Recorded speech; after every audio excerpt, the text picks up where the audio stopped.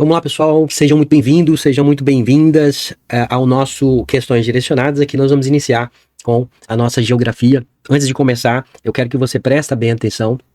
E por quê? Você que está nos assistindo da plataforma, você que está aqui, né, assistindo a plataforma, ou está aqui, ou os nossos mentoriados também, que acabam assistindo às vezes ao vivo as aulas, eu quero que vocês prestem bem atenção aqui nesse início. O que são as questões direcionadas? São questões que nós fazemos todo um filtro, toda uma análise dos pontos que mais caem e de como você estuda aquele ponto. Porque, por exemplo, história, geografia, é um mundo. Você tem livros e mais livros e você não pode se dar ao luxo agora de estudar mais do que você precisa, tá? Você não está fazendo um curso de pós-graduação, você precisa aprender os conceitos principais, você precisa entender da dinâmica da disciplina e precisa, sobretudo, aprender a fazer a questão sobre aquele assunto, tá bom? E essa é a nossa proposta aqui das questões direcionadas. Vocês estão vendo aqui na tela, ó.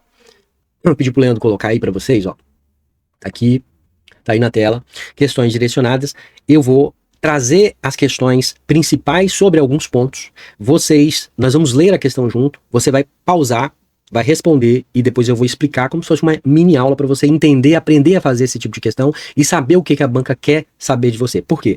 A partir do momento que você sabe bem uma questão, por exemplo, ó, essa próxima questão aí, ó, a partir do momento que você sabe ler a questão, você sabe o que ele está abordando, isso vai, se cair uma questão parecida, se cair um ponto parecido, eu tenho certeza absoluta que você vai fazer a prova com segurança. Isso me ajudou muito os professores de vocês, vários professores que estudaram junto comigo, enfim. Isso me ajuda até hoje. Quando eu vou estudar sobre um assunto, eu pego as questões, dou uma olhada, não é estudo reverso. Tá, gente? Cuidado com o estudo reverso. Você precisa passar pelo aprendizado, você precisa entender a dinâmica da matéria, da disciplina, por isso que a aula é importante. Então, isso aqui não substitui a aula, isso aqui é um direcionamento a mais para vocês, tá?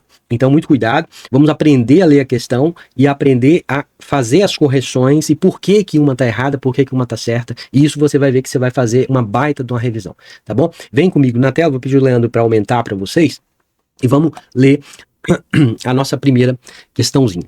Vamos lá.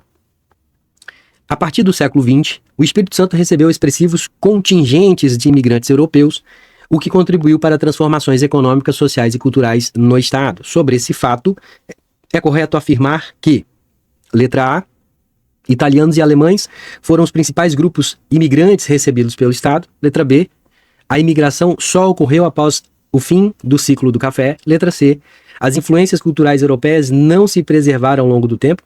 Letra D, a imigração não teve relação com o declínio do sistema escravista. Letra E, os imigrantes concentraram-se majoritariamente na faixa litorânea do território. Tá? Vem comigo aqui na tela e a gente vai começar a explorar a nossa questão. Como que eu vou ler a questão? Primeira coisa, eu tenho que aprender a ler a questão. Então vem comigo aqui. A partir do século XX, assim, você vai pegar, parar, pausar, vai responder a questão e eu vou já te dar o gabarito. O nosso gabarito aqui é a letra A. Vem comigo na tela e vamos aprender isso aqui. Você vai fazer do jeito que eu estou fazendo aqui, ó. A partir do século quê? A partir do século XIX, o Espírito Santo recebeu expressivos contingentes de imigrantes europeus. Então, a partir de quando? A partir do século XIX.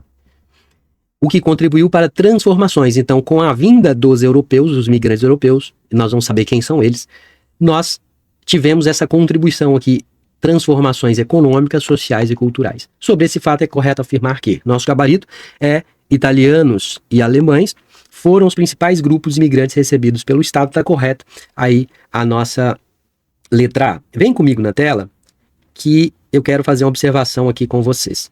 Olha só. Deixa eu só pegar minha canetinha. Muito bem. Pessoal, presta bem atenção nisso aqui. A imigração europeia é muito importante para nós, tá? No processo de formação histórica, geográfica do Estado do Espírito Santo. A partir da segunda metade ali, mais ou menos, né? Ali na segunda metade do século XIX, segunda metade do século XIX, o governo imperial, ele passa a incentivar a chegada de imigrantes, vários imigrantes, para diversas regiões do Brasil. No Espírito Santo, esse processo esteve diretamente ligado à ocupação do interior. Eles estudam isso lá em História. Além disso, com a vinda desses imigrantes e com a ocupação do interior, nós tivemos uma expansão na cafeicultura e, claro, a necessidade era substituir gradualmente a mão de obra escrava, porque nós tínhamos várias leis que fizeram com que nós abolíssemos a escravidão, tá bom? Então, lei do ventre livre, depois que veio a lei áurea. Então é importante que você saiba disso. Por que que os imigrantes vieram para o Espírito Santo? Eles vieram para o Brasil, mas aqui especificamente por que que eles vieram? Primeiro ponto, a chegada deles aqui esteve diretamente ligada ao quê? A ocupação. Então, o primeiro ponto é a ocupação do interior do estado. Segundo ponto, por que que eles vieram? Eles vieram para ajudar na expansão da cafeicultura. Então, houve uma expansão aqui, ó. Uma expansão no café, na cafeicultura. Tudo bem? Além disso, houve a necessidade de substituição da mão de obra escravista, tá bom? Então, houve a necessidade de substituir a mão de obra escrava.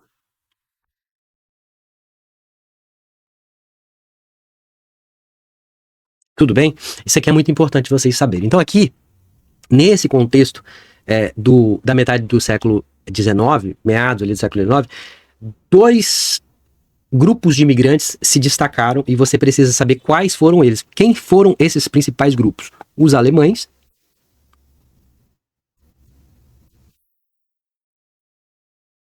Esses principais grupos foram os alemães e os italianos. Tudo bem, gente?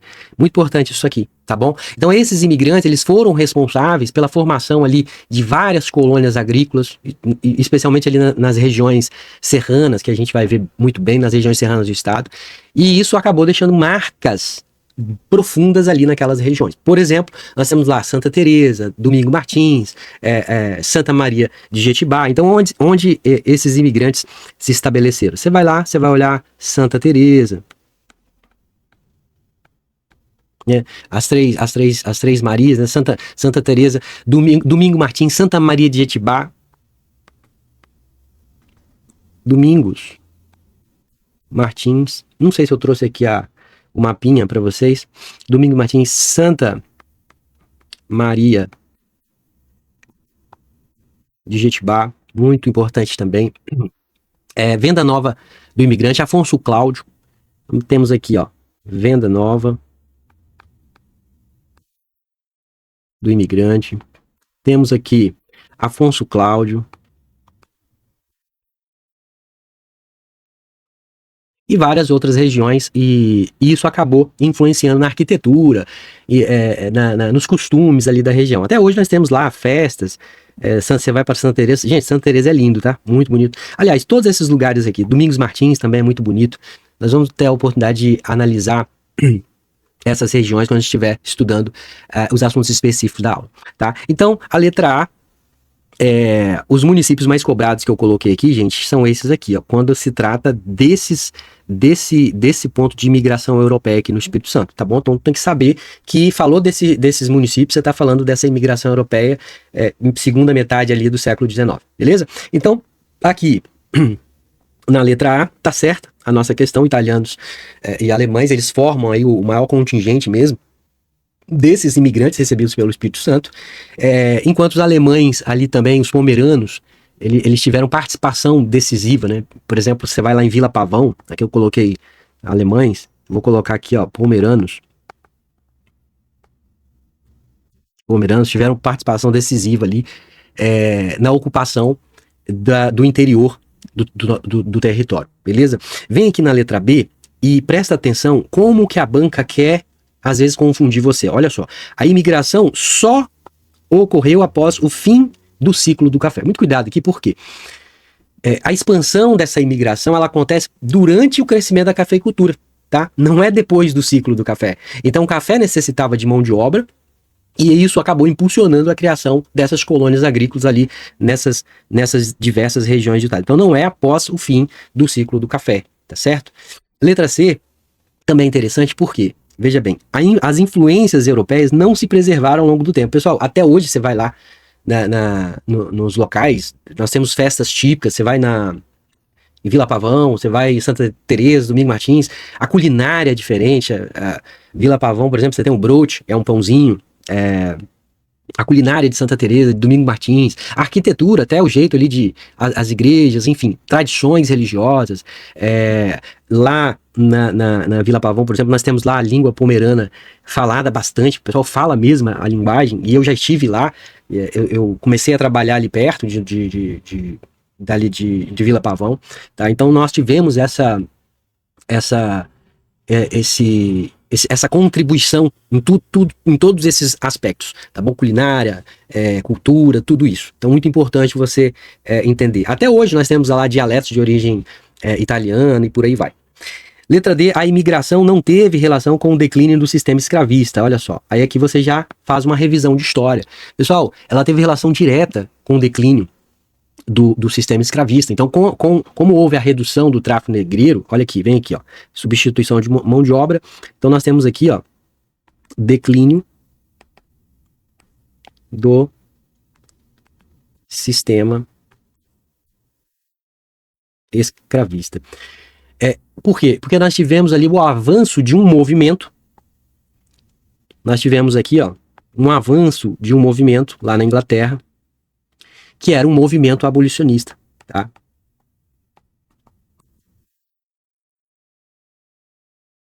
Um movimento abolicionista. Então o governo passa a estimular a entrada desse pessoal para cá para suprir a demanda por mão de obra nessas atividades agrícolas. Muito cuidado com isso aqui. Beleza, gente?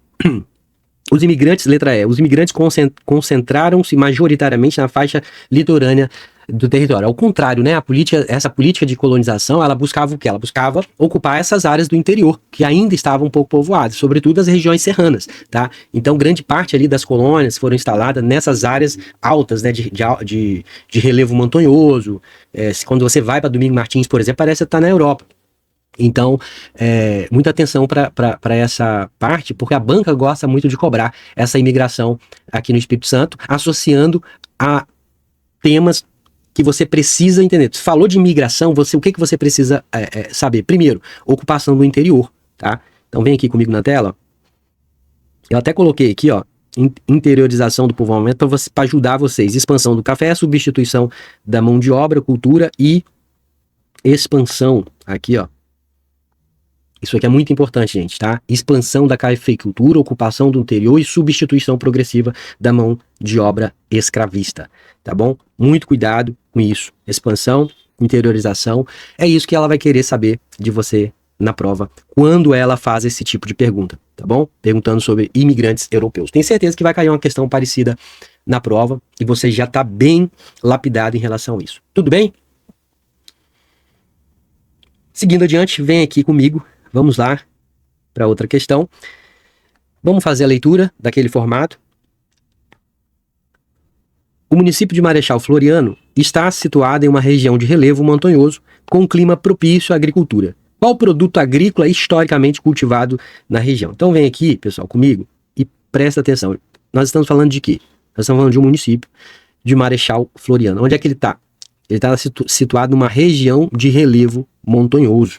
Eu trouxe aqui para vocês, aqui é parte do mapinha do Espírito Santo, e você vai observar que Marechal Floriano, deixa eu desenhar aqui com vermelho, Marechal tá aqui, ó, acompanha comigo na tela, ó. Marechal Floriano tá aqui, ó, tá vendo? Então aqui nós temos aí Marechal Floriano, do lado nós temos aqui, ó, Domingo Martins, temos Alfredo Chaves, essa região, ó, Venda Nova do Imigrante, tá vendo? Santa Maria de Jetibá, Itarana, Santa Teresa, Castelo, essa região é uma região montanhosa, tá? E aí tá perguntando especificamente aqui de Marechal Floriano, mas poderia perguntar sobre qualquer área aqui. E aqui vocês vejam que Vitória está aqui, ó, tá? Então tá um pouquinho distante de Vitória, tá? Marechal Floriano, ele vai integrar uma região que a gente chama região serrana do Espírito Santo. Então essa região aqui é a região serrana, gente. Tá vendo? Deixa eu ver se eu coloquei para vocês. Tá aqui, ó. Isso aqui está bem detalhado. Nós estamos aqui tratando da região serrana de Marechal Floriano, tá? Vocês vamos responder a questão logo. Para o vídeo, responda a questão e a gente volta aqui para a nossa explicação. Nosso gabarito aqui é a letra C, espero que você tenha acertado, é muito fácil, mas é para você entender eu trouxe essa questão para você entender essa leitura, tá? Que a banca fez. Então, o que acontece? Essa região serrana aqui, ela é marcada por quê? As características dessa região. Primeiro, altitudes elevadas. Então, nós temos aqui altitude elevada, tá? Nós temos esse relevo aqui, é um relevo montanhoso, muito importante também. A caneta descalibrou de novo para variar. Essas temperaturas nessa região é uma temperatura mais amena, o que contribuiu com o café, temperatura ali mais amena. E nós temos uma boa distribuição de chuvas ali, chove bastante, enfim, isso contribui também para a produção agrícola, tá? Então essas características acabam criando essas condições favoráveis para o cultivo do café e outros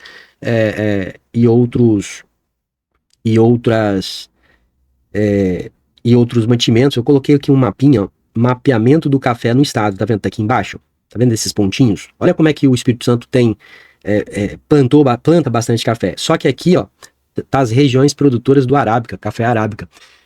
Esse café é uma variedade que apresenta um melhor desenvolvimento ali nessas áreas de maior altitude. Então nós temos aqui, ó, Santa Teresa, Marechal Floriano, ó, tá vendo? Aqui tá quanto que tem de altitude, ó. 650 metros de altitude, ó, 700 metros de altitude lá em Venda Nova do Imigrante, 950 metros de altitude do Domingo Martins. Olha só como é que é alto. Então aqui vocês têm que entender que essa produção do café, ela faz parte da história econômica, tá? Então nós estamos aqui, ó, é uma principal atividade agrícola. O café faz parte da dinâmica econômica dessa região serrana capixaba, tá bom? Então está ligado, o café diretamente ligado ao quê? Ao processo de colonização, tá bom? Processo de colonização do estado do Espírito Santo. Muito importante, tá? Principalmente colonização promovido pelos imigrantes europeus, tá bom? Processo de colonização, imigrantes europeus. E quem que eram esses imigrantes? Principalmente aí os italianos e os alemães. Tudo bem, gente? Muito importante isso aqui, tá? Eu coloquei municípios mais cobrados quando se trata dessa região serrana, são esses municípios aqui que eu coloquei para vocês. Beleza? Venda Nova, Iúna, Santa Teresa, Marechal Floriano. Muito cuidado aí com isso, tá? Então, nossa alternativa lá é a letra C. A letra A fala em cana de açúcar. Gente, cana de açúcar, ela teve uma importância histórica muito grande, só que foi ali no litoral brasileiro durante o período colonial, tá? Então, cana de açúcar você vai lembrar do período colonial. Período colonial, tá bom? Período colonial, você vai lembrar ali litoral, tá? Não tem nada a ver com o interior. No Espírito Santo, o cultivo ocorreu ali em algumas áreas específicas, mas não veio para cá, tá bom? Até porque a cana não desenvolvia bem ali. Essa soja, ela normalmente está associada a propriedades rurais muito grandes, extensas. Só vocês olharem aquelas máquinas, né, mecanizadas, aquele aparato todo para fazer a colheita, enfim. Então não está ligado aqui ao nosso relevo, a essa altitude. Beleza? Então café é o nosso gabarito e milho. Plantamos milho também? Sim, só que ele é cultivado em várias regiões do Espírito Santo, tá? Então quando a banca vai mencionar o relevo, por exemplo, ela está falando aqui, ó, relevo montanhoso. Tá? O milho ele é cultivado em várias regiões, mas quando o relevo montanhoso, região serrana, tradição agrícola aqui do Marechal Floriano, a gente está falando do café e não está falando do milho, tá bom? Então muito cuidado com isso aí. Com essa questãozinha você já mata um monte de coisa, você já sabe dessa região aqui, ó, essa região serrana, já sabe da produção do café, já sabe da imigração, do processo de imigração, tá? Muito importante essa questãozinha. Tudo bem, gente? Vamos lá, seguindo adiante. Vamos para a próxima questão, agora falando da culinária. Aqui é muito legal essa questão, porque, olha só, vem comigo na tela, vamos fazer a leitura.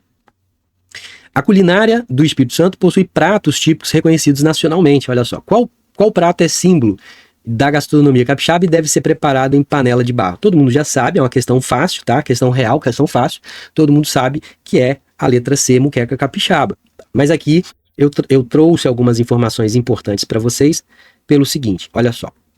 Nós estamos falando de culinária do nosso estado e aqui estamos falando de um símbolo da gastronomia, tá? E esse símbolo, ele é reconhecido nacionalmente, tá? E aí fala da panela de barro. Isso aqui é importante porque eu trouxe aqui para vocês esses comentários pelo seguinte, ó. A muqueca capixaba, ela não só é um prato importante, como ela é um dos maiores símbolos da identidade da cultura do Espírito Santo. Então você tem que saber isso aqui bem. Tá? Então ela costuma aparecer com frequência quando fala nesse ponto. A principal característica aqui é o preparo da panela, tá bom? Então esse aqui, ó, esse preparo aqui que é a principal característica, tá? É um símbolo da gastronomia, só que o modo de preparar, não a muqueca só, a muqueca também, mas o modo de preparo da panela de barro, ou seja, é o modo de fazer. Esse modo de fazer, pessoal, olha aqui, ele é considerado patrimônio imaterial desde 2002 pelo Instituto de Patrimônio Histórico e Artístico Nacional, o IPHAN. Foi o primeiro registro de patrimônio imaterial no estado do Espírito Santo, tá? Então aqui ele é um utensílio preparado manualmente por essas mulheres aqui, tá vendo? É desse jeito aqui que elas preparam, de forma manual, depois coloca no fogo, bota tintura, enfim. Então é muito importante você saber disso aqui, tá? Nós temos aqui eu coloquei lá embaixo para vocês, que é a muqueca, né? É muqueca ou peixada? O que diferencia a nossa muqueca da muqueca capixaba da muqueca baiana? É o azeite de dendê e o leite de coco que eles colocam. Eu particularmente não gosto, tá? Gosto mais da muqueca capixaba e eu como bastante, eu sempre como. Então ela é mais leve, né? A muqueca capixaba parece ser mais leve, não sei se é porque eu tô acostumado. Os ingredientes estão aqui, ó, já faz aí uma receitinha para vocês, ó, peixe, tomate, cebola, enfim. Tá? Tem até uma expressão, né? O muqueca capixaba, o resto é peixada, né? Muqueca capixaba, o resto é peixada. Tá? Então, pessoal, entenda isso aqui, saiba dessa informação aqui que eu trouxe para vocês, a principal informação, o modo de fazer, tá bom? Não é a muqueca capixaba, tá, gente? É o preparo da panela de barro, tá bom? Então, cuidado aqui, porque para você não confundir, a panela de barro, o preparo dela, o modo de fazer, é que é considerado o quê? Um patrimônio imaterial pelo IPHAN. Desde quando? Desde 2002, beleza? As alternativas aqui, eles colocam bobó de camarão, não tem nada a ver, né? Bobó de camarão, na verdade, é um prato lá da culinária nordestina, me parece, né? Acho que aqui eu acho que é a culinária nordestina. Tá bom? Vatapá também não tem nada a ver. Vatapá, já comi também, tá? É mais baiano ali, afro. Vatapá é Bahia, né? É um prato baiano, ligado à cultura ali afro-brasileira. Beleza? A muqueca, a feijoada, né? A feijoada poderia deixar aí a tentar confundir, mas a muqueca capixaba todo mundo já sabe. Mas o que é a feijoada? A feijoada, ele é considerado, nós fazemos a feijoada também, mas ele não é um prato típico nosso, da nossa culinária, não é um símbolo específico da nossa gastronomia, tá bom? Minha mãe faz muita feijoada boa. Então é isso que vocês precisam saber, mas a informação principal que eu trouxe, a questão é sobre isso aqui, ó, patrimônio material. Isso aqui vai cair na sua prova, tenho certeza absoluta disso. Beleza, pessoal?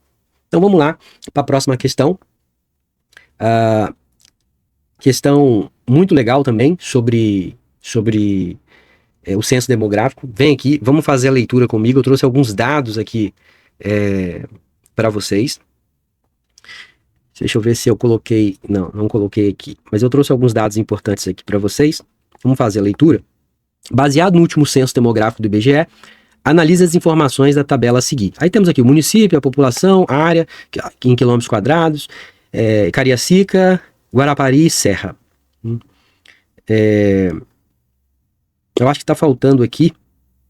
Tá faltando dados, né? Tá faltando dados aqui. De acordo com as informações disponíveis na tabela, qual município da Grande Vitória possui a maior e menor densidade demográfica, respectivamente? Aqui tá faltando por quê? Nosso gabarito é a letra C, ó. Ele não trouxe Vitória. Mas Vitória é o seguinte, vem aqui comigo, deixa eu fazer uma tabelinha para vocês. Vitória, deixa eu fazer a tabelinha que faltou. Vitória, pessoal, ela não tem a maior população. Tem ali a população de Vitória tem entre 320, né? 322K, 323 mil habitantes. E a área dela, aqui é a população e aqui é a área em quilômetros quadrados. A área dela é de 97 mil, mais ou menos, quilômetros quadrados, tá bom? Tem Guarapari, que não está ali. Deixa eu colocar aqui Guarapari também. Guarapari, ela tem, a população de Guarapari é em torno de 125 mil habitantes, tá?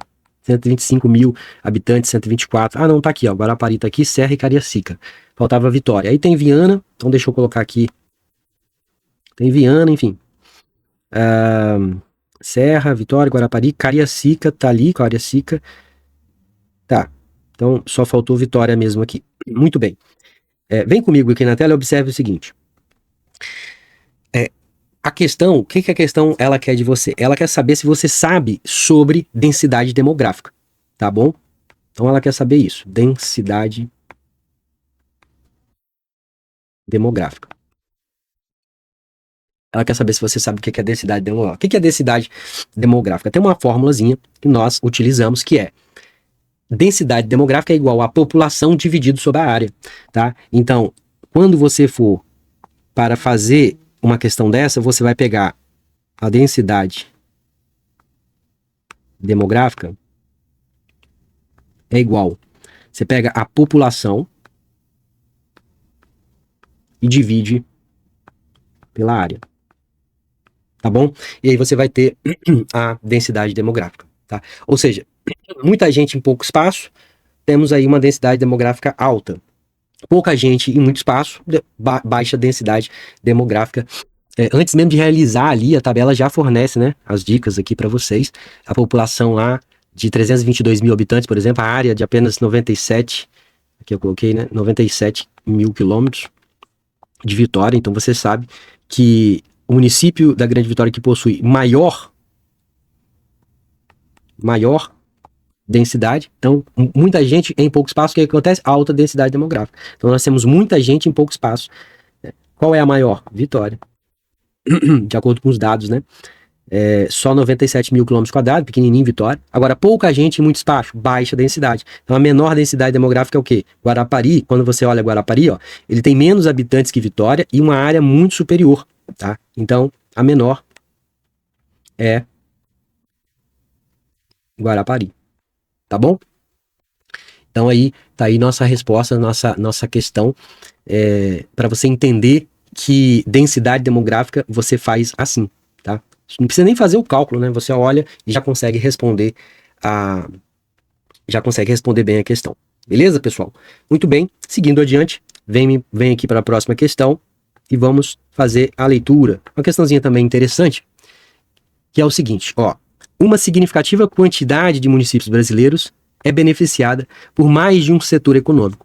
Normalmente, um setor se destaca com uma arrecadação mais robusta para os cofres públicos. No caso de presidente Kennedy, venha a ser, e aí está perguntando aí mais uma vez sobre presidente Kennedy, venha a ser nosso gabarito aqui para a questão, né? Vamos ler. Letra A fala comércio informal, B, turismo ecológico, letra C, royalties do petróleo, letra D, rebanhos equino e suíno.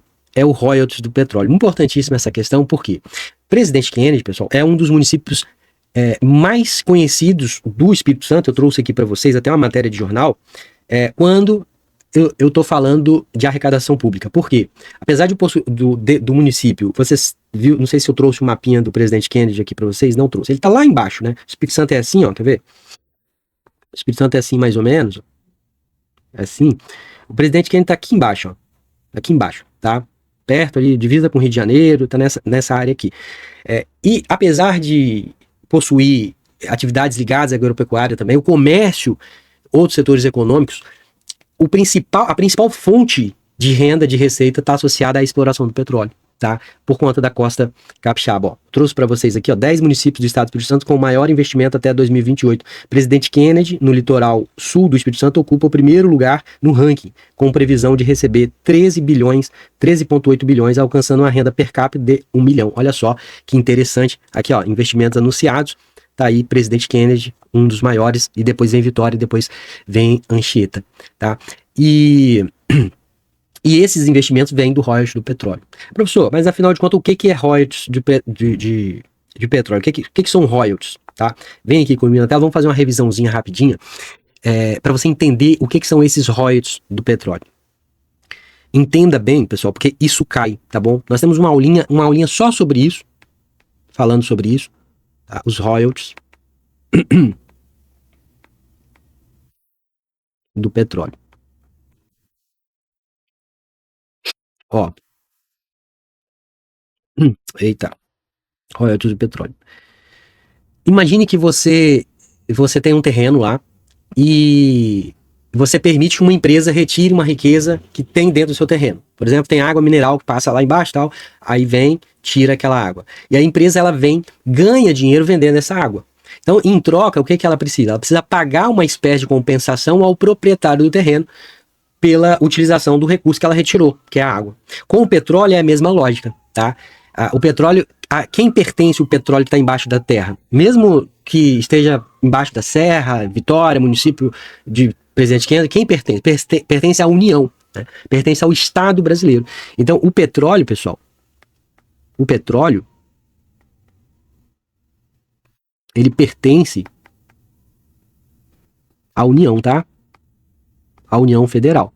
Quando eu falo União, é o Estado como um todo, o Estado brasileiro, tá? Pertence à União. Quando uma empresa vem e extrai esse petróleo do mar, ou do subsolo, enfim, ela obtém um lucro com essa atividade, ela paga uma compensação financeira. Então, os royalties, na verdade, são compensações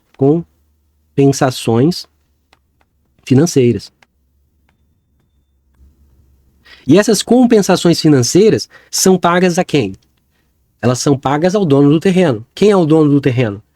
É a União, porque o que está lá embaixo da terra, ouro e tudo, pertence a quem? Pertence à União, tá bom? Então, de forma bem simples, imagine que os royalties são uma espécie de participação nos ganhos, né, da exploração do petróleo. Aí parte desse dinheiro, ela é substituída, distribuída ali para os estados e para os municípios que estão próximas àquelas áreas que sofrem a influência, a incidência da retirada daquele petróleo pelas empresas produtoras, tá? Então sofre diretamente ou indiretamente os impactos dessa atividade petrolífica, tá bom? Por isso que, então, os municípios litorâneos, principalmente os litorâneos, eles recebem, então, esses valores que são provenientes desses royalties do petróleo, beleza? Então a União, ela recebe essa compensação e ela faz o repasse para os estados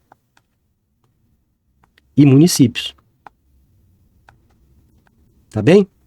Ela faz isso para os estados e municípios e que, por sua vez, eles pegam dinheiro e utilizam em saúde, educação, infraestrutura e assim por diante. Então guarda bem isso, cuidado aqui, não deixa uma questãozinha dessa passar, mesmo que você não conheça, você sabe que é bom você entender aqui quais são os municípios, né, que estão aqui nessa parte do litoral, por exemplo, para você entender que a receita desses municípios está muito ligada ao petróleo. Ó, investimentos anunciados, aí você tem aqui, ó, Vitória, Anchieta, Aracruz, Serra, Vila Velha, Piúma, Itapimirim, Cariacica, Marataízes. Tá aí uma notícia interessante para vocês. Beleza, pessoal? Muito bem. Então, está aí algumas questões. Vamos continuar fazendo as questões. No próximo bloco, a gente traz outras questões importantes também para vocês, para direcionar ainda mais, e eu espero que vocês façam as questões e refaçam depois, para você poder estudar revisando, tá bom? Grande abraço e fica com Deus. Bem-vindos de volta, vamos continuar aqui com nossas questões, nossos comentários direcionados e importantíssimos para você que está fazendo esse reta final, que está fazendo essa revisão. Essas questões direcionadas me ajudaram muito os nossos professores, Então não é, aqui nós não estamos vendendo ilusão, tá? Nós estamos pegando as questões principais, os pontos principais, para destrinchar esses pontos principais para que você aprenda junto com a questão. Então, se você está me vendo aqui no YouTube, se você está me vendo aqui na plataforma, nós temos aqui também o pessoal do nosso grupo de mentoria, tá? Cadê? Eu pedi pro Leandro colocar aí a câmera. Aí tá nosso slide, né? Acho que era a última questão que nós estávamos trabalhando. Tá aí o nosso layout, né?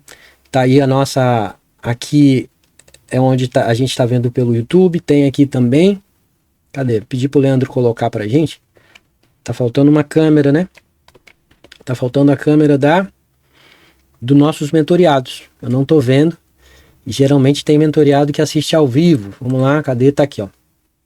Aqui, eu sempre falo, eu sempre comento aqui com os nossos mentoriados, eles mandam dúvidas. Agora eu tô sem aqui o meu retorno, que geralmente eles mandam as perguntas e vem aqui pro meu retorno, mas alguma coisa aconteceu e não sei se o fio desconectou, alguma coisa aconteceu que ele não tá trazendo um retorno para mim, tá? Mas eu tenho esse retorno aqui também, que é essa parte aqui da TV. No celular eu ainda consigo responder algumas perguntas, tá? Mas quando eu entro aqui no celular para responder as perguntas, ele meio que dá uma travada. Não sei se é porque ele está todo interligado, e aí eu não consigo responder todas as perguntas. Mas enfim, tiver pergunta, você que está aqui, nossos mentoriados, tiver pergunta, manda pra gente, manda aqui embaixo no nosso, pode voltar para cá, Leandro, agora veio, ó, agora veio o programa de mentoria. Falar nisso, toma sua água aí, pessoal, vem aqui comigo, toma sua água,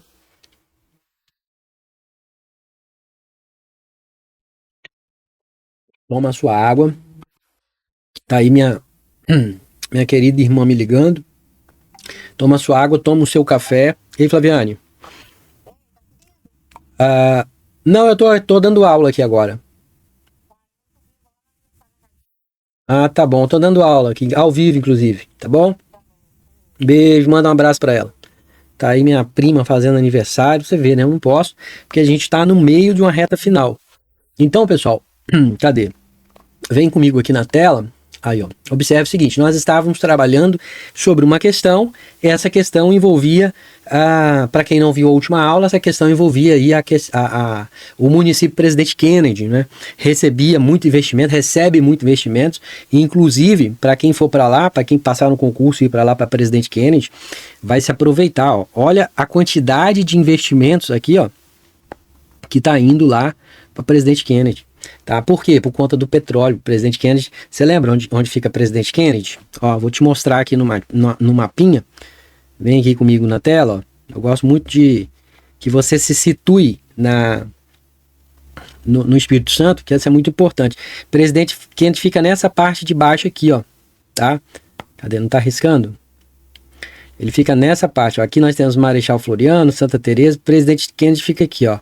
Nessa parte de baixo aqui. Inclusive ele é a extremidade, é uma das extremidade sul do nosso estado, junto com Mucurici. Então nós temos Mucurici lá em cima, que é uma das extremidades, Presidente Kennedy. Nós temos aqui Conceição da Barra, que é a outra extremidade, tá? Então muito atento a isso aí, ó. Tá aqui, ó, Presidente Kennedy, ó, tá vendo? Presidente Kennedy fica aqui. Para você ver, aumenta a tela aí para eles, Leandro. Aumenta a tela, aqui, ó, para eles verem bem onde é que tá o Presidente Kennedy. Cadê? Então, aumenta a tela toda. Isso. Ó, Presidente Kennedy tá aqui, ó. Olha a extremidadezinha de Presidente Kennedy, tá vendo? E ele tá divisa aqui com o Rio de Janeiro e tá nessa parte aqui do litoral, ó. Tá vendo? Por isso que ele recebe muito royalties do petróleo, tá bom? Então, muito cuidado com isso. Quando você vê esses municípios aqui, ó, até lá em cima, ó, tá vendo que ele faz toda a parte do Atlântico? Aqui é o Atlântico, ó, Atlântico. E aqui tem muita reserva de petróleo. Então, para as empresas extraírem essas reservas de petróleo, ela pega parte do dinheiro, pessoal, parte do dinheiro, e ela passa para a União. E a União ela tem que distribuir esse dinheiro, que é o repasse, que são os royalties. Royalties é uma compensação, né? E ela tem que distribuir para os municípios e para o Estado de um modo geral, tá bom? Por isso nós falamos aí de presidente Kennedy, tá certo? Então, seguimos adiante aqui. Vamos lá, falamos de uma questão da muqueca capixaba, e eu trouxe essa questão da muqueca capixaba justamente para quê? Para mostrar para vocês que nós temos aqui a forma de fazer o preparo, não da muqueca, a forma de fazer a panela de barro, ela é considerada um patrimônio imaterial, pessoal. Um patrimônio imaterial, é o modo de fazer. Então tem um modo de fazer. Você precisa seguir algumas diretrizes. Então esse modo de fazer é considerado aí, desde 2002 um patrimônio histórico e artístico nacional aí. Foi o primeiro registro de patrimônio imaterial no estado do Espírito Santo. É desse jeitinho mesmo que elas fazem. Eu já fui lá, já fui ver. Minha mãe faz essa panela de barro também. Minha mãe faz melhor, né? Ela faz uma muqueca dessa aqui, ó. Peixe, tomate, ela bota um monte de ingrediente. E aí a diferença entre azeite de dendê, óleo de coco, que a gente não coloca aqui na nossa muqueca capixaba, não que seja melhor ou pior, mas é por conta de gosto, né? Eu gosto mais. E aí passamos para uma questão falando sobre densidade demográfica. Sabemos ali mais ou menos calcular a densidade demográfica. Você vai olhar a densidade demográfica. Quando te perguntar, você vai olhar a quantidade de gente, de população daquele município e vai olhar a área. Aí vai fazer essa divisão e quanto maior, menor, quanto Vitória. Cadê Vitória? Vitória está aqui, ó. Quanto maior a população e menor a área, maior a quantidade demográfica, tá certo? A densidade demográfica. Quanto menor a população e maior a área, menor a densidade demográfica, como acontece aqui com Guarapari. Tudo bem, pessoal? Então, seguindo adiante, apenas um resumo para você olhar. Falei aqui sobre os royalties do petróleo, falei como é que explica, falei aqui de presidente Kennedy, certo? Falei dos investimentos, e aí trouxe uma notícia, essa notícia aqui é real, dos investimentos nos municípios. O Espírito Santo está crescendo muito, gente. Está crescendo muito mesmo, tá? Nós estamos aí no topo do crescimento do país. Muito investimento. Mas olha só para presidente Kennedy, como que ele está evoluindo. Tá? Então, tomara que vocês vão para lá quando vocês passarem no concurso. Beleza? Então, vamos lá. Seguindo a nossa ordem, do jeito que a gente estava fazendo já, você vai fazer o quê? Nós vamos ler a questão, vamos ler as alternativas, você vai parar, pausar o vídeo, vai olhar a sua alternativa, ver se está certo, ver se está errado. Deixa eu só puxar aqui, ó, que eu acho que saiu fora ali do padrão, mas a gente já vai conseguir acertar Pronto. Cadê? Pronto. Tem vezes que isso aqui sai um pouco, mas tudo fica bem depois. Aí, ó, pronto. Agora sim. Então, vamos lá.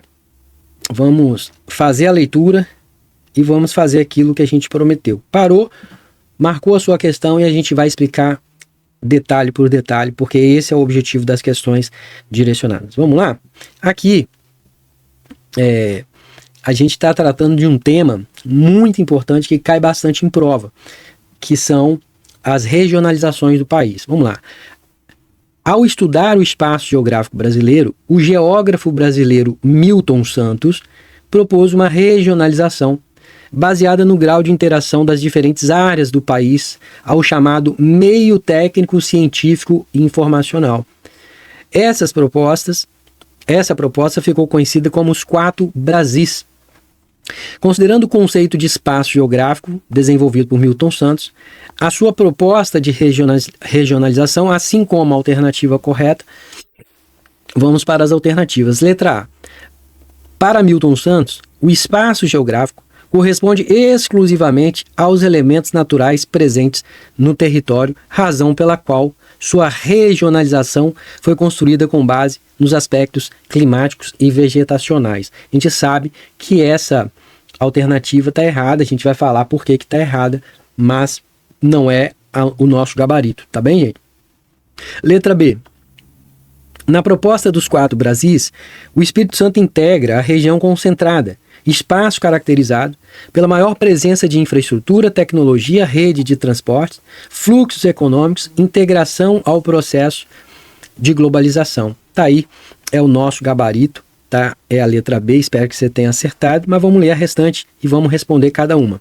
Letra C, a regionalização dos 4 Brasis utiliza os mesmos critérios empregados pelo IBGE? Não. Razão pela qual o Espírito Santo permanece inserido na região sudeste sem qualquer alteração conceitual? Também não. Letra D, o conceito de espaço geográfico de Milton Santos exclui elementos artificiais construídos pela sociedade, valorizando apenas as paisagens naturais preservadas. Tá? Valorizando apenas, está tudo errado. Letra E, na proposta dos 4 Brasis, o Espírito Santo integra a Amazônia em razão da forte presença histórica na Mata Atlântica em seu território. Tá vendo, pessoal? Aqui muitos erros. Nosso gabarito é a letra B, tá? A gente está falando de uma expressão chamada 4 Brasis, que é desenvolvida pelo próprio Milton Santos, um grande geógrafo, tá bom? Ele também tem um conceito de espaço geográfico, vamos falar um pouco disso, e ele chama isso de meio técnico científico informacional. Vamos entender isso aqui? Primeiro, eu quero que você entenda o seguinte, quando nós falamos aqui de regionalizações, de conceito de espaço geográfico, eu preciso que você entenda que nós temos critérios a serem avaliados. Quando eu falo regionalizações,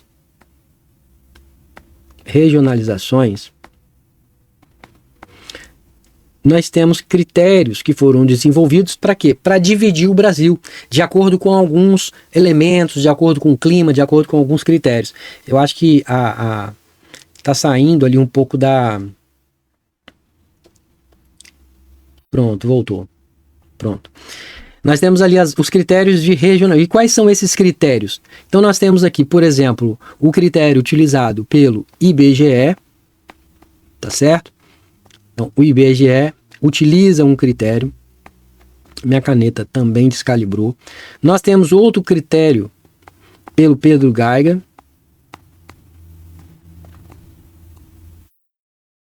E nós temos o critério utilizado por Milton Santos, que são os mais comuns. Milton Santos. O que a pergunta focou foi no critério utilizado pelo Milton Santos. Tá bem? Quando eu falo de critério utilizado por o IBGE, ele utiliza alguns critérios preponderantes. Então, quando eu falo do IBGE, o IBGE ele analisa o Brasil, ele olha para o Brasil e ele olha o seguinte, olha, o Brasil, nós temos aqui algumas características que nós podemos incluir os territórios em determinados locais, em determinadas regiões. E qual é o critério que o IBGE utiliza? A gente já falou isso em outra questão. Ele utiliza basicamente aqui critérios, deixa eu colocar com a canetinha menor, basicamente eu utilizo o quê? Critérios físicos e critérios naturais. É por isso que ele divide o Brasil nessas regiões. Região norte, sul, leste, oeste, sudeste, centro-oeste.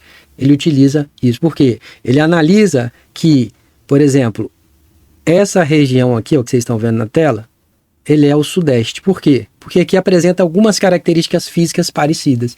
Então o critério do IBGE é esse. O critério do Geiger é outro critério. O Geiger utiliza um critério que a gente chama de geoeconômico. Ele analisa sob uma perspectiva econômica. Ó, aquela região, ela predomina economicamente dessa forma. Então ele pegou e criou esses critérios. E aqui nós temos 3. Né? Ele utilizou. Nós temos aqui o Amazônia. Nós temos aqui o Nordeste. Nordeste. E nós temos também aqui o Centro-Sul. Tá bem? E o Milton Santos? Agora que vem a ideia do Milton Santos. Então, para Milton Santos, o que ele faz? Ele pega e ele conceitua o espaço geográfico. O que é espaço geográfico para Milton Santos? Espaço geográfico, que é o objeto de estudo, né? Do geógrafo de espaço geográfico. O que é o espaço geográfico para o Milton Santos? O Milton Santos ele olha o seguinte, olha, o espaço geográfico ele não pode ser compreendido apenas pela observação da natureza, como faz o IBGE.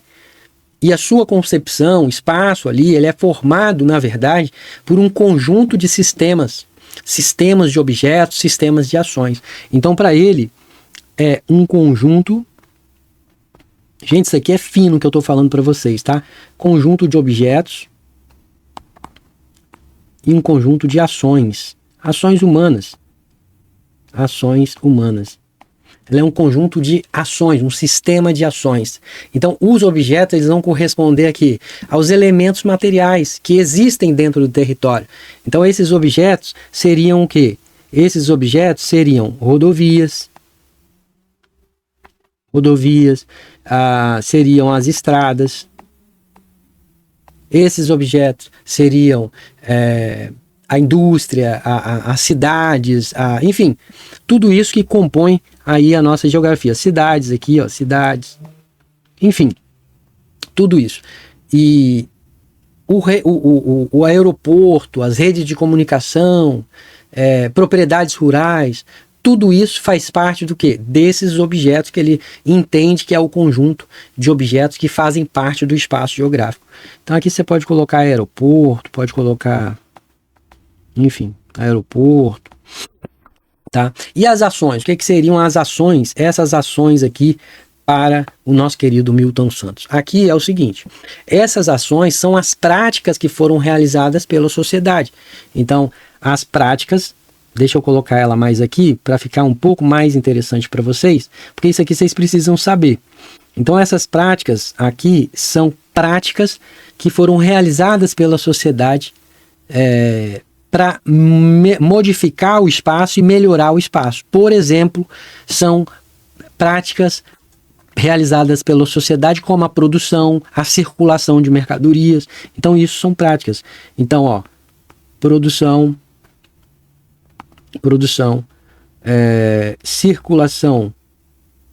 circulação de mercadorias. Está muito pequeno para vocês, pessoal? Nem sei se está muito pequeno, mas eu acredito que dá para ler, né? Enfim, transportar, comunicação, né? A comunicação é muito importante aqui, você vai ver por quê. Comunicação. O transporte, né? A transformação do transporte, isso aqui é muito importante também. Nós temos aqui rodovias, estradas, e nós temos a transformação, ó, transformação do transporte sob vários aspectos. Então, esses são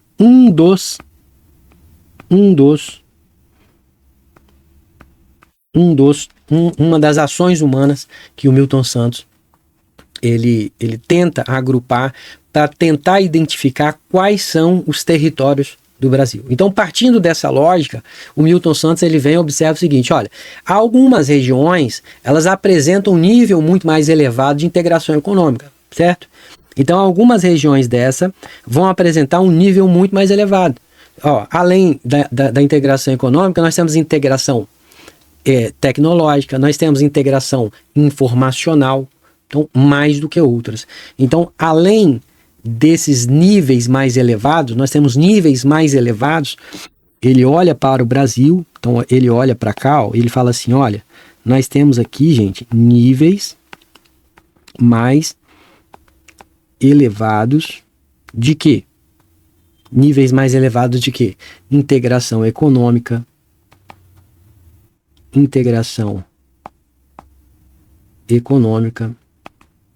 nós temos um nível mais elevado de integração tecnológica.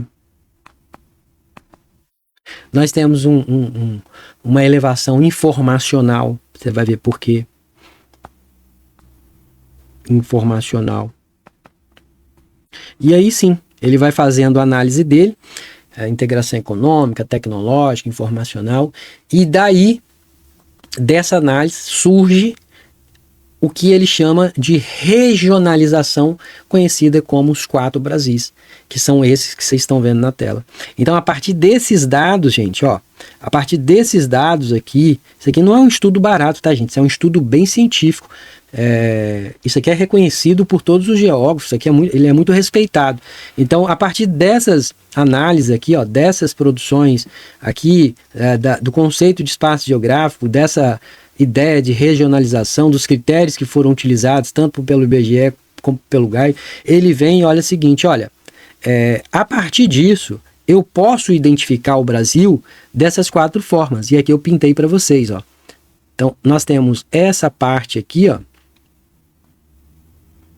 que é uma região, essa parte aqui que é outra região, essa parte aqui que é outra região e essa parte aqui que seria outra região. Então veja que nós já não estamos mais naquela ideia de região sudeste, nós temos outro tipo de região, tá certo? Então, a partir desse momento, deixa eu até trocar de cor aqui, a partir desse momento é que o Geiger, ele vem e diz assim, olha, aqui nós temos uma região concentrada, nós temos uma região centro-oeste, nós temos uma região nordeste e uma região amazônica. Então o critério utilizado não foi um critério nem físico e nem político-administrativo, tá bom? Ele busca identificar quais regiões estavam mais integradas ao meio técnico-científico formacional. Por isso que ele chama essa ideia aqui de meio técnico, guardem isso, ó, meio técnico científico, tá saindo fora do eu tenho que acertar isso aqui, pronto, meio técnico científico informacional, beleza, gente? Meio técnico, científico, informacional. É isso que ele chama. É um conceito que vai representar a presença dessa tecnologia aqui, ó. A presença da circulação de informações, das redes de transporte, né, da informação, dos sistemas produtivos modernos, a inserção da economia global, ó, a integração econômica. Por isso que ele chama de meio técnico, científico, informacional. Tá certo? Então, muito bem, muito cuidado com isso.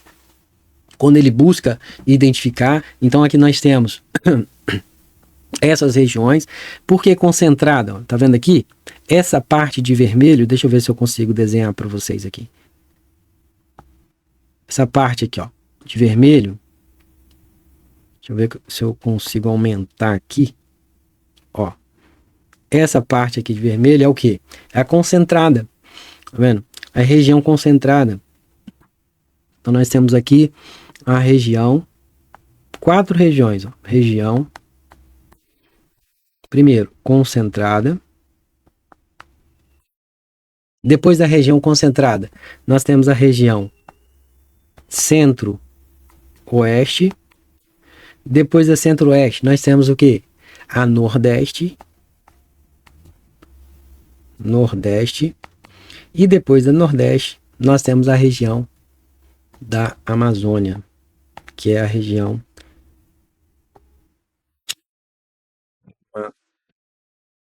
amazônica. Tudo bem, gente? Então aqui não tem muita dificuldade. Aqui nós temos aqui a região nordeste, tá certo? Nós temos aqui a região amazônica.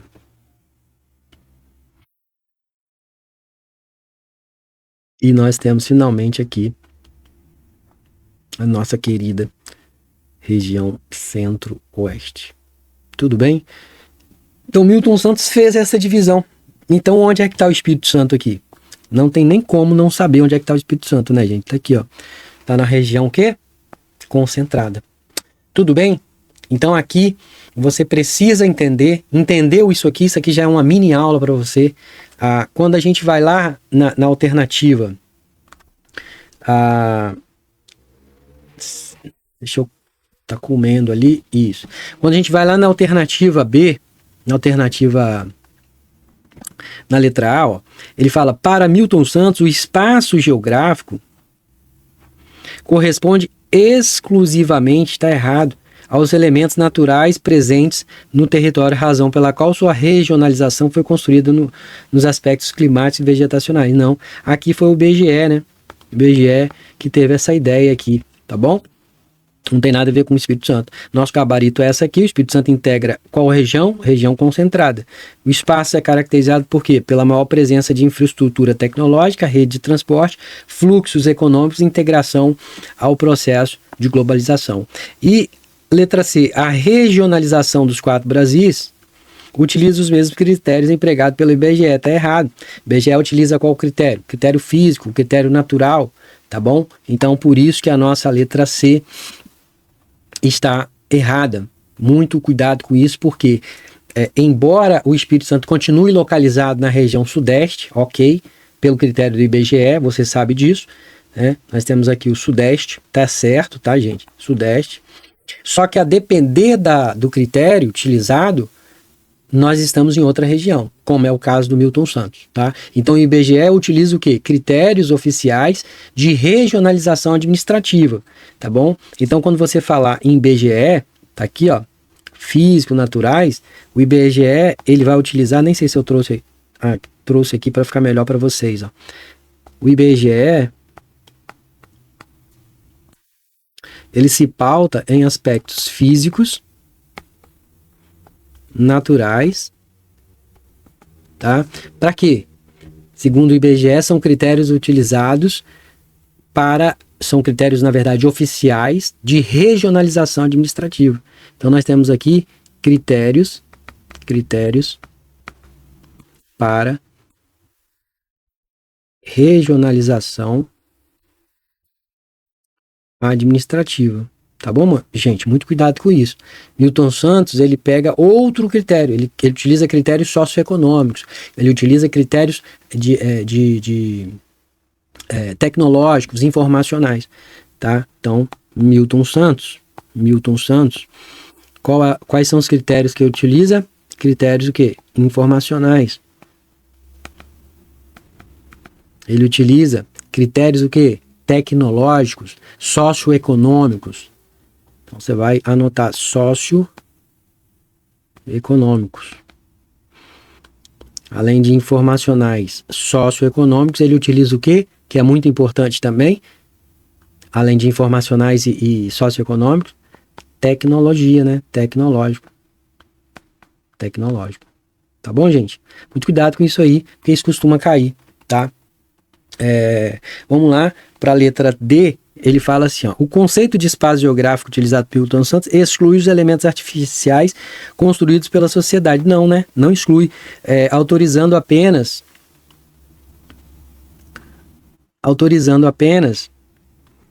as paisagens naturais preservadas. Não tem nada a ver. Aí os objetos artificiais, eles ocupam uma posição central na teoria no Milton Santos, né? Rodovias, cidades, né? Enfim, eles constituem exemplos clássicos dos sistemas de objetos que estruturam o espaço geográfico. A gente acabou de falar disso, ó. Tá, os objetos, tá vendo aqui, ó? Não sei se vocês estão conseguindo ver, enxergar. Ó, os objetos aqui, ó, de Milton Santos, ó. Opa, a caneta tá... Ó, objetos aqui, ó. Tá vendo? Aeroportos e por aí vai, tá bom? E na letra E, na proposta dos 4 Brasis, o Espírito Santo integra a América, a Amazônia, não tem nada a ver, sempre tem uma questão absurda, né? Região amazônica, ela é um dos 4 Brasis, mas ela não corresponde à existência de uma em razão da forte presença histórica da Mata Atlântica e Soterrânea, nada a ver. O Espírito Santo, ele integra a região concentrada e não a região amazônica. Tá bom? Muito cuidado com isso, gente. É uma questão interessante, vai permitir você revisar essa matéria. Simultaneamente, nós temos aqui 4 conceitos revisados, fundamentais da geografia. Quais são os conceitos? Aqui você vai revisar o conceito de espaço geográfico, vai revisar o conceito de paisagem. Aqui você vai ver, ó, espaço geográfico. Parece bobeira. Espaço geográfico. Você revisa também a paisagem. São coisas diferentes. Você revisa o lugar, por exemplo, lugar, que é diferente de paisagem, e você revisa o que é região, tá? Então aí nós temos 4 conceitos revisados, além do critério que é utilizado por eles para para dizer o que são as regiões, tá bom? Então, por exemplo, o espaço geográfico ele é uma interação entre a sociedade e a natureza. A paisagem é o que você pode perceber pelos sentidos, pelo espaço, e o lugar é aquele marcado pelas relações de pertencimento. Eu pertenço àquele lugar, a Nova Almeida, a Praia Grande, a Domingo Martins. E a região já é uma porção mais de espaço que é delimitada a partir de um critério específico. Aí, dependendo do critério, você está inserido na região sudeste, na região concentrada, na região amazônica. Tá bem? Então, muito cuidado, paisagem, lugar, região e o espaço geográfico. Beleza, gente? Então, tá aí uma boa revisão, uma baita de uma revisão. Espero que vocês tenham aproveitado. Seguindo adiante, vamos para a próxima questão.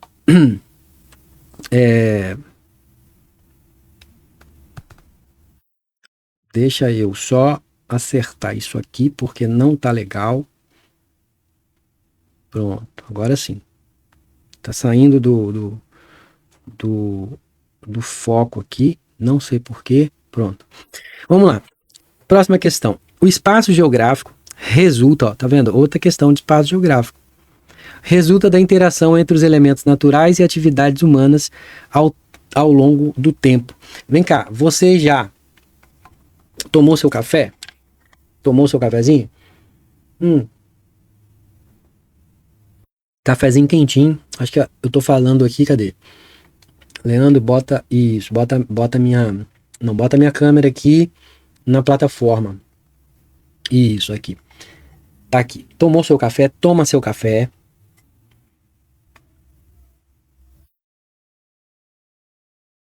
Toma seu café, coma seu biscoito. Vem comigo aqui na tela, muito importante. Toma a sua água, se você tiver aí a sua água.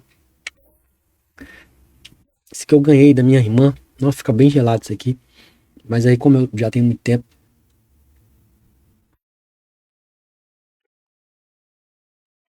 Toma o seu chá, o seu refrigerante. E vem comigo na tela. Vamos aprender a fazer questão. Tá, gente? É importante nós aprendermos a fazer questão. Você que tá aí nos assistindo pelo programa Mentoria, você que está assistindo pela plataforma, você que está assistindo pelo YouTube. Tem mais duas câmeras aqui que eu nem sei onde que tá. Tem uma ali em cima e tem uma de celular aqui, né? Eu achei, mas tem ali, tem uma aqui. Eu quero que vocês aprendam a ler a questão, tá bom? Então vem comigo na tela, vamos aprender a ler a questão. Vem aqui. O espaço geográfico resulta da interação entre os elementos naturais e atividades humanas ao longo do tempo. No Espírito Santo, determinado aspecto físico contribuíram diretamente para a ocupação do território, a distribuição da população e a consolidação de importantes atividades econômicas, especialmente durante o avanço da cafeicultura no século XIX. Considerando esse contexto, que contexto? Esse contexto aqui. Assinale a alternativa que apresenta o elemento natural que exerceu maior influência na ocupação do território capixaba e na formação de importantes áreas produtoras de café. Olha só, ele já deu a questão para nós. Áreas produtoras de café. Então vem aqui, vamos aprender a responder essa questão? Vamos lá? Aqui eu quero que vocês olhem a questão.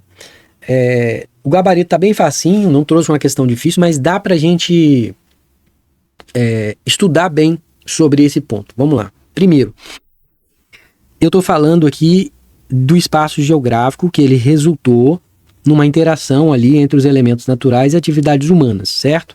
Aí fala que no Espírito Santo, alguns aspectos físicos contribuíram para a ocupação do território. Olha só. Alguns aspectos físicos. A distribuição da população, a consolidação de importantes atividades econômicas, especialmente durante o avanço de quê? Da cafeicultura no século XIX. Vocês lembram que a gente já falou da cafeicultura nesse período aqui do século XIX? Por que que veio para cá? O que que houve para cá? Houve a entrada de muitos imigrantes, vocês lembram disso? Imigrantes, né, que ocuparam ali o território, o interior. Vocês lembram disso? Então, aí essa é a leitura que a gente tem que fazer. Aí vem e fala, ó, considerando esse contexto, ou seja, esse contexto aqui de migração e tudo, assinale a alternativa que apresenta o elemento natural que exerceu maior influência na ocupação do território capixaba. O que exerceu influência no território capixaba, nesse contexto? E na formação de importantes áreas produtoras de café. Aí você vai ver, vai entender, primeiro, nosso gabarito. Você pausou, deu uma lida na questão, nosso gabarito é a letra A, beleza? Vamos lá, primeiro, deixa eu ver se eu trouxe um mapinha aqui para vocês, que eu sempre gosto de trazer um mapinha, não trouxe não. A gente resolve aqui na caneta mesmo. Primeiro, pessoal, o relevo montanhoso predominante nas regiões serranas do estado. Exatamente isso. A formação desse espaço geográfico capixaba está diretamente ligada aqui. A relação entre esses elementos naturais e também, claro, a ação humana ao longo do tempo. Então nós temos a relação entre os elementos naturais, é o que a questão está pedindo, né? Relação entre os elementos naturais. Que elementos naturais eram esses? Relevo, a região montanhosa e a ação humana ao longo do tempo, ou seja, a imigração. A imigração, beleza? Imigração. Você pode ver que os imigrantes foram mais para essas regiões, tá? Então, embora fatores como clima, hidrografia, os solos desempenharam importantes papéis ali na formação do nosso estado, foi o relevo serrano que exerceu essa influência aqui decisiva para a ocupação do interior do Espírito Santo e também na consolidação da cafeicultura, que foi uma atividade econômica que marcou profundamente a nossa história estadual, beleza? Então as áreas serranas ali apresentaram altitudes elevadas. Nós tínhamos, deixa eu vir para cá, além do relevo serrano, né? Então nós temos lá relevo serrano. Gosto de colocar aqui, ó, relevo serrano. Foi fundamental. Para quê? Para a ocupação do território e também na consolidação da cafeicultura, atividade econômica, etc. Então o relevo econômico é fundamental nesse desenvolvimento da cafeicultura. Desenvolvimento da cafeicultura. Isso cai em prova, tá, gente? Desenvolvimento da cafeicultura. Muito importante isso. E também, por óbvio, né, na atividade econômica. A atividade econômica mudou profundamente. Atividade econômica, tá bom? Atividade econômica. Então, as áreas serranas, elas apresentam altitudes elevadas. O clima lá relativamente mais ameno, a sucessão lá de montanhas, os morros, os vales, favoreceram o quê? Favoreceram a formação de pequenas e médias propriedades rurais. Então, todo esse relevo, toda essa característica aqui, favoreceu bastante, pessoal, bastante. Favoreceu bastante o quê? As propriedades. As propriedades rurais. Beleza? Muito, muito, muito. Então foi justamente nessas áreas que estabeleceram ali muitos imigrantes europeus, especialmente quais? Quais foram os imigrantes, os principais imigrantes europeus? A gente já estudou sobre isso. Os italianos, né? E os alemães. Os italianos e os alemães. Muito, muito. Tá? Então, nessa área, estabeleceram esses europeus, especialmente ao longo ali do século XIX. E a própria questão, ela fala do século XIX. Por isso que ela fala ali, ó, no contexto, ó, considerando esse contexto, eu estou perdendo tempo aqui com vocês, gente, para você entender a questão. É assim que se faz questão de história e geografia.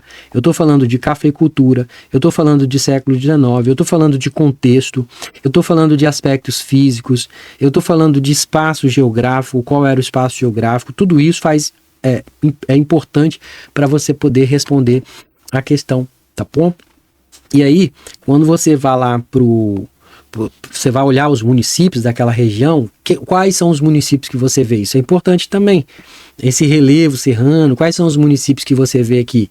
Por exemplo, ó, você vê aqui o município, ó, de Santa Teresa, ó, Santa Teresa, muito importante município. Você vai lá e vê Domingo Martins, lindo, tá? Se vocês puderem, vá a Domingo Martins. Você vai ver Venda Nova do Imigrante,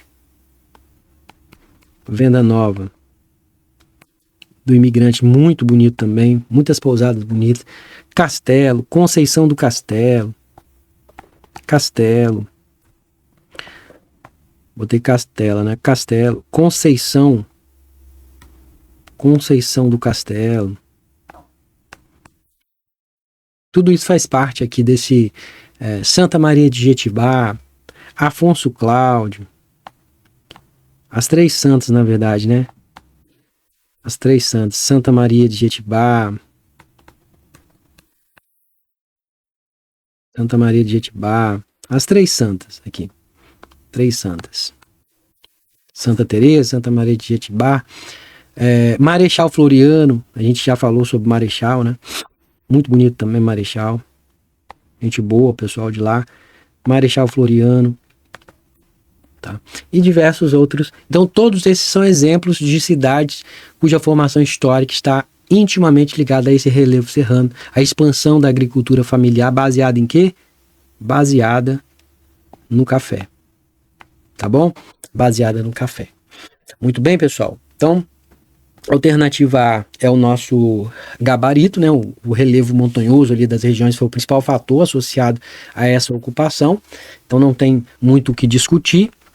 Letra B fala que a extensão da rede hidrográfica formada pelos Rio Doce, Itapemirim e São Mateus não tem nada a ver, porque a rede hidrográfica ela possui uma importância muito grande para o território capixaba, tá? Beleza, mas o Rio Doce, por exemplo, ele atravessa municípios, outros municípios, ele atravessa Colatina, Baixo Guandu, Linhares, é porque eu não trouxe a foto aqui para vocês.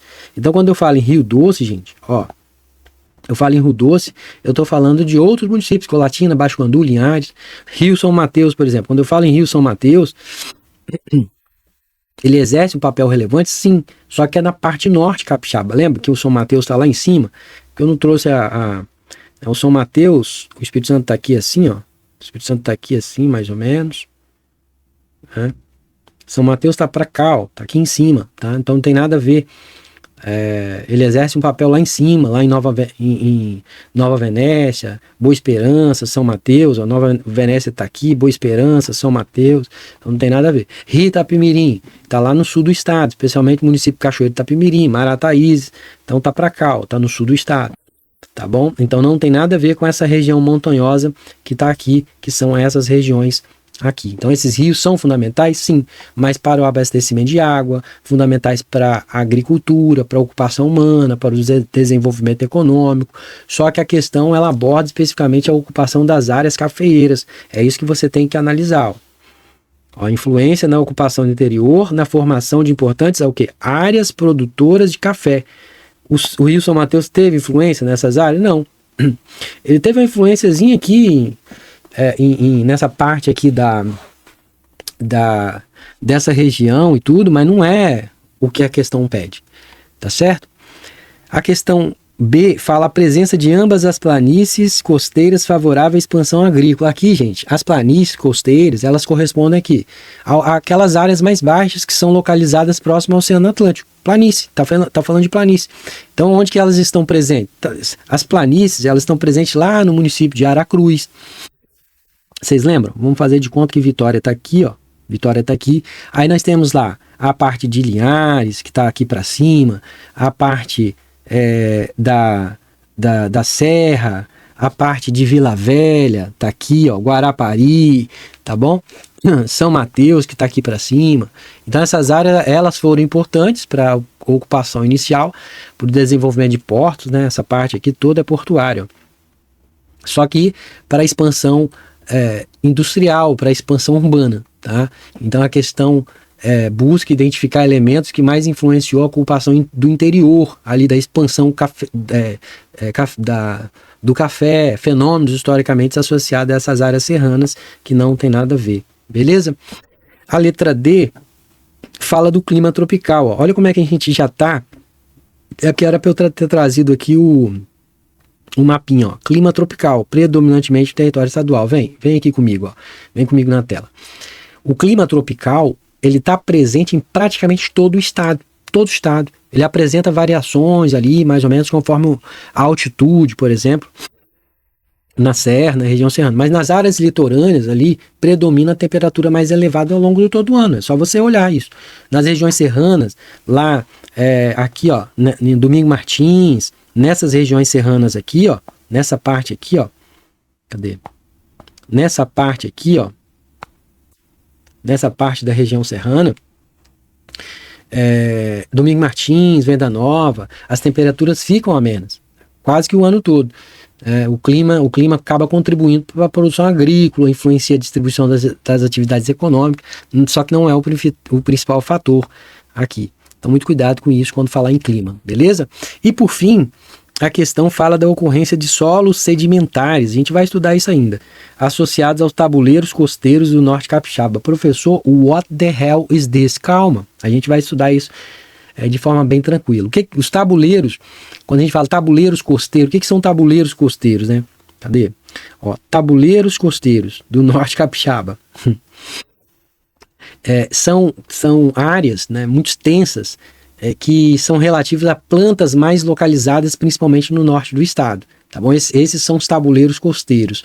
É muito comum, por exemplo, em Linhares, Jaguaré, Soretama. A gente chama isso de tabuleiros costeiros. Onde é que é Linhares? Deixa eu ver se eu tenho uma fotinha aqui do Espírito Santo. Deixa eu ver. Que aí fica melhor para vocês enxergarem. Tá aqui, ó. Ó.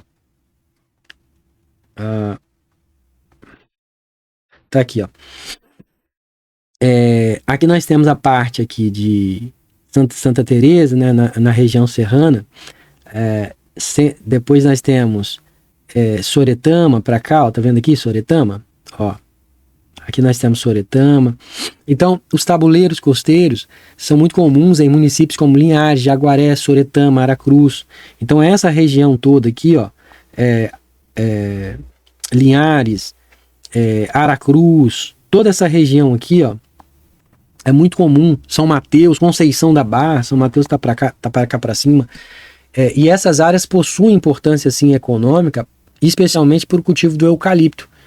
Ali tem eucalipto, tem mamão, tem café, conilon, tem outras culturas agrícolas. Você pode ver que quando você está indo para cá, ó, para essa região para cá, para Cruz e para Linhares, nós temos muito pé de eucalipto.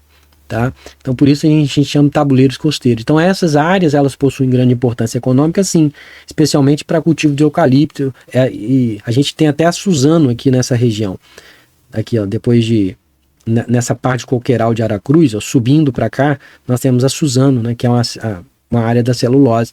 Então muito cuidado que esses tabuleiros costeiros eles não representam o principal fator natural associado à ocupação histórica dessas regiões serranas, tá bom? Vamos voltar aqui na nossa questão, que é uma questão muito legal, e aí você vai ver que com a questão você passa a entender uma mini aula de geografia sobre o relevo, sobre a hidrografia, sobre o clima, as planícies costeiras, tabuleiros costeiros. Claro que a gente vai explicar tudo isso numa aula, mas aqui você já entende, você já não fica cru quando você for pegar uma aula, beleza, gente? Então muito cuidado com isso aí, e vamos seguir adiante.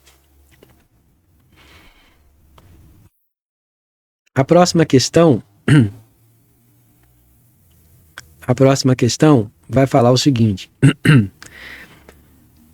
ao analisar as transformações ocorridas no Espírito Santo ao longo do século XX, como a expansão dos complexos portuários, a industrialização da Grande Vitória, a modernização da agricultura e a integração dos estados aos fluxos econômicos nacionais e internacionais, um geógrafo buscou compreender não apenas a mudança nas paisagens, mas também as relações de trabalho, os interesses econômicos e as desigualdades produzidas no território. Olha só que interessante. Essa forma de interpretar o espaço geográfico está associada principalmente olha só que interessante essa questão. Questão difícil que eu trouxe para vocês, para a gente poder analisar. Eu quero que vocês entendam a questão, tá? Nós estamos falando aqui de uma questão que está... ela não conta só o que mudou no Espírito Santo Sport, ela está perguntando o seguinte: olha, quem que ganhou com isso? Quem que trabalhou? Quem que ficou sem... em desvantagem? Quais foram as relações de poder que estão por trás dessas transformações? É só você analisar melhor aqui, ó. Vem aqui comigo na tela. Deixa eu colocar aqui acho que aqui... Pronto. Ó. Transformações ocorridas, certo? No Espírito Santo, ao longo de qual século? Ao longo do século XX. Aí nós tivemos o quê? Expansão dos complexos portuários.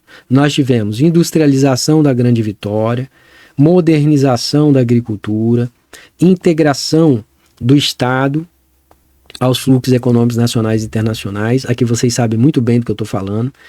Aí vem um geógrafo e tentou compreender não apenas a mudança na paisagem, mas também as relações de trabalho, os interesses econômicos, as desigualdades produzidas no território. Então o que o geógrafo olhou e entendeu? Ele falou: cara, peraí, tem alguma coisa aqui interessante. Quando eu começo a perguntar sobre desigualdade, sobre concentração de riqueza, sobre relações de trabalho, quem controla os recursos, quem se beneficia economicamente, quais grupos sociais foram prejudicados, praticamente eu acendo uma luz ali para quê? Para uma coisa chamada de geografia crítica, tá? Então aqui ele trouxe aqui, ó, essa forma de interpretar, olha só, forma de interpretar o espaço geográfico. Então, essa análise aqui, ó, ele trouxe uma análise. Ela está associada principalmente ao quê? Aí ele traz ali as questões teóricas, né? Está associada à geografia determinista. Professor, o que é isso que eu nunca ouvi? Está associada à geografia possibilista. Professor, eu não ouvi isso nunca na minha vida. Está associada à geografia tradicional. Tradicional deve ser alguma coisa tradicional. Geografia crítica, geografia regional clássica, tudo isso nós vamos saber agora, tá bom? Importante essa questão, tá? Importante por quê? Porque quando nós analisamos o Espírito Santo sob essa perspectiva, nós vamos perceber que os setores, portos, complexos industriais, Grande Vitória, expansão, a expansão ali da mineração, a produção de celulose, a modernização agrícola, não são apenas elementos da paisagem, algo mais aqui, tá bom? Então, quando a gente fala de geografia determinista, deixa eu ver se eu trouxe um mapinha para você, ó. Eu trouxe até nossa, o professor de vocês é uma mãe, cara, é uma mãe mesmo. Eu trouxe até um esqueminha aqui bem legal para vocês. Quando eu falo aqui, ó, determinismo ambiental, o que o determinismo ambiental procura? Primeiro, qual é, para a pergunta, para a pergunta, dá o stop, tenta responder e a gente vai responder uma por uma, tá bom? Nosso gabarito aqui é a letra D, vocês já devem saber, letra D, e a gente vai responder uma por uma, tá? Então, aqui, quando um determinismo ambiental procura responder a seguinte pergunta, o geógrafo que é dessa linha de pensamento, ele pergunta o seguinte: vem cá, por que uma sociedade se desenvolveu? Aí a resposta ele chega aonde? Eu coloquei aqui para vocês, ó, determinismo ambiental. Por que uma sociedade se desenvolveu? Ele chega em seguinte pergunta: vem cá, ele se desenvolveu porque as condições naturais determinaram esse desenvolvimento, ou seja, porque a natureza determinou. Esse é o determinismo, tá? Esse aí é o determinismo. É essa relação determinismo. Beleza? Determinismo. E aí vem nessa corrente aqui, por exemplo, o clima, relevo, vegetação, esses recursos naturais, os demais elementos físicos, eles vão exercer um papel mais decisivo sobre essa evolução da sociedade. Ou seja, o desenvolvimento humano seria explicado principalmente pela influência da natureza. Então, o determinismo fala de influência da natureza. Beleza, gente? Influência da natureza. Ou seja, aplicando essa ideia ao Espírito Santo, um determinista, ele pode afirmar o seguinte: olha, o desenvolvimento da região serrana, ela ocorreu por quê? Porque o relevo montanhoso, as temperaturas mais amenas e determinadas condições naturais, elas favoreceram as atividades agrícolas específicas. Então o determinismo falaria isso do Espírito Santo. Perceba que nessa visão a natureza então ocupa o quê? Uma posição central na explicação dos fenômenos naturais, tá?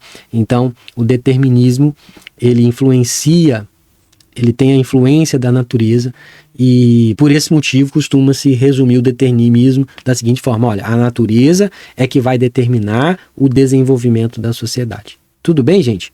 Estamos bem? Muito bem.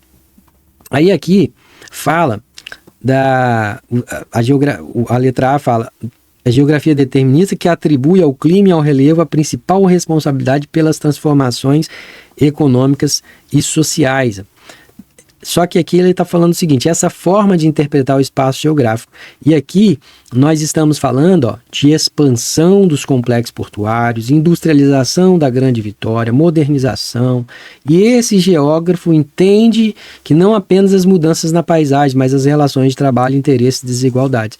Por isso que a geografia crítica a gente vai ver por quê. Tá certo? E o possibilismo? O possibilismo ele também procura entender uma pergunta. E qual a pergunta dele? Vem cá, por que uma sociedade se desenvolveu? Só que a resposta é diferente para esse determinista aqui, ó. Esse possibilista, esse possibilismo aqui.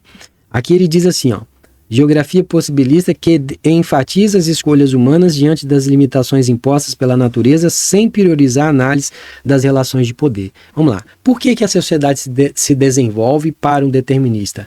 Para os possibilistas. Por quê? Porque para os possibilistas, uma sociedade vai se desenvolver porque ela aproveita as oportunidades que são oferecidas pela natureza, tá? Então o possibilismo, por que ela se desenvolve? Porque ela aproveitou as oportunidades que são oferecidas pela natureza, tá certo? Então a natureza, ela continua sendo importante, mas ela deixa de ser vista como uma força que determina totalmente vamos dizer assim, o destino da população. Então o ser humano, ele passa a ter a capacidade de escolha. Então aqui no determinismo, o ser humano,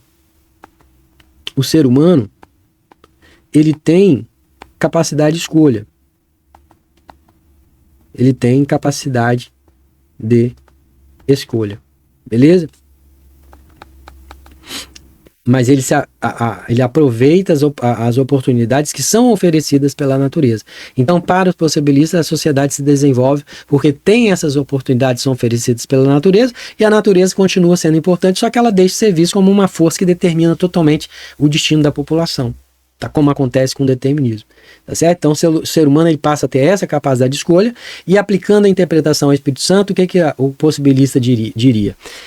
O possibilista diria assim: olha, o relevo serrano ele ofereceu condições favoráveis para a agricultura, porém foram os grupos humanos, especialmente esses imigrantes italianos e alemães, que decidiram ocupar aquelas áreas e aí desenvolveram técnicas agrícolas e construíram ali uma economia baseada no trabalho rural. Então tá vendo a perspectiva de um e a perspectiva de outro? A resposta que um tem e a resposta que o outro tem? Tá aí. Cada um tem uma perspectiva. Ó, a resposta de um e a resposta de outro. Tá? E aí vem a geografia tradicional, né? O que a geografia tradicional fala? Primeiro ela pergunta o seguinte: olha, o que existe nesse espaço aqui geográfico? O principal objetivo da geografia tradicional é o quê? Vocês já sabem, né? É o quê? É ver o que existe no espaço. Então aqui é uma descrição. Ela descreve o que tem no espaço. O quê? Os elementos naturais, elementos humanos. Então o principal objetivo é descrever, identificar, classificar, comparar esses elementos que estão no território. Por isso que um geógrafo tradicional ele vai se preocupar em estudar o quê? Aqui, ó, esses geógrafos tradicionais, ele estuda o relevo, ele vai estudar a vegetação, o clima, a vegetação. Por isso tradicional. Ele vai estudar a população, ele vai estudar as cidades e assim por diante, ó, cidades, tá? Ele vai estudar em outra medida ali, talvez como é que eu posso dizer? as atividades econômicas, em segundo plano, as atividades econômicas. Ele vai ser um observador, tá? E a geografia crítica? O que a geografia vai dizer? A geografia vai dizer o seguinte, olha, quem que pode ganhar e quem que pode perder nesse sentido. Então a geografia crítica ela entende que o espaço, na verdade, ele é resultado das relações sociais construídas ao longo da história. Então guardem bem isso, quando eu falo de geografia crítica, e isso cai em concurso, você basicamente tem que entender o seguinte, ó, o espaço aqui, ó, ele é resultado das relações sociais. Tá bom? Das relações sociais construídas ao longo do tempo. Tá bom? Ao longo do tempo. E aí ele faz algumas perguntas. Ele fala assim, olha, peraí, quem que ganha com essa transformação? Uma das questões mais importantes aqui, tá, gente? Quem que ganha com essa transformação aqui? Quem que perde com isso? Quem que controla os recursos? Quem que se beneficia? Quais são as desigualdades? Então perceba que o geógrafo aqui da questão, ele não está observando a expansão dos portos, a da indústria, da agricultura. Ele está tentando compreender quais são as relações econômicas, quais são as relações sociais. Então quais são as relações econômicas, quais são as relações sociais, sociais, é o que ele está entendendo, políticas, enfim. Se você olhar bem a questão, é o que ele quer dizer. Então, essa é justamente a essência o quê? Da geografia crítica. O espaço geográfico, ele não é visto como algo neutro. Ele é produzido historicamente. O espaço geográfico aqui, ó, ele é resultado das relações sociais. Ele é produzido historicamente pela sociedade. Portos, rodovias, etc. Rede de transporte, elas não surgem por acaso. Eles surgem como resultado dessas relações aqui, ó, construídas ao longo do tempo. Tá bom? E é nesse contexto que ganha destaque quem? Que ganha destaque aqui o nosso querido Milton Santos, que analisa essa situação. Beleza, gente? Então, muito cuidado aí com isso. Pode cair na sua prova. Trouxe aí rapidamente o que... Tem a geografia regional também, que é bem mais simples, ó. Geografia crítica, que interpreta o espaço como resultado das relações sociais, econômicas e políticas estabelecidas pela sociedade. Tá certo. Tá? Geografia regional, que busca apenas identificar e classificar as relações naturais semelhantes. Aqui, na geografia tradicional, outra pergunta. Quem divide o espaço em regiões? Quando você pergunta...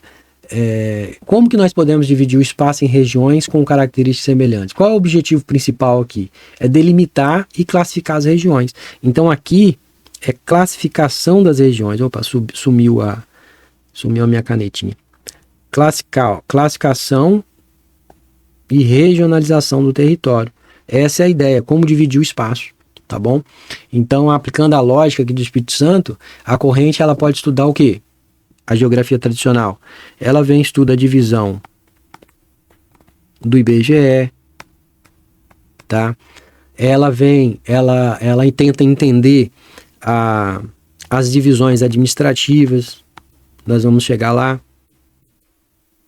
as divisões administrativas, quais regiões são homogêneas, heterogêneas, diferença entre litoral e interior e assim por diante. Características econômicas e naturais de cada região. Então é uma abordagem muito importante para a geografia, só que ela não possui como fator principal, como foco principal, a análise dessas relações de poder e de trabalho, tá bom? Então ela não possui, aqui ó, não possui relação com fator econômico, de poder, trabalho, beleza? Então muito cuidado com isso, tá? Eu trouxe uma tabelinha aí para vocês estudarem. Isso aqui na hora de uma revisão ajuda bastante, tá, gente? Ajuda bastante mesmo. Beleza? Vamos lá, deixa eu ver quantas questões que tem, comentários. Deixa eu ver, tem mais 2, 3 questões. Nós vamos fazer aqui um intervalo, mas aí depois eu junto a questão, tá bom, gente? Vamos fazer um intervalinho. Vou tomar uma água, vou tomar um café e a gente volta aí para nossa questão.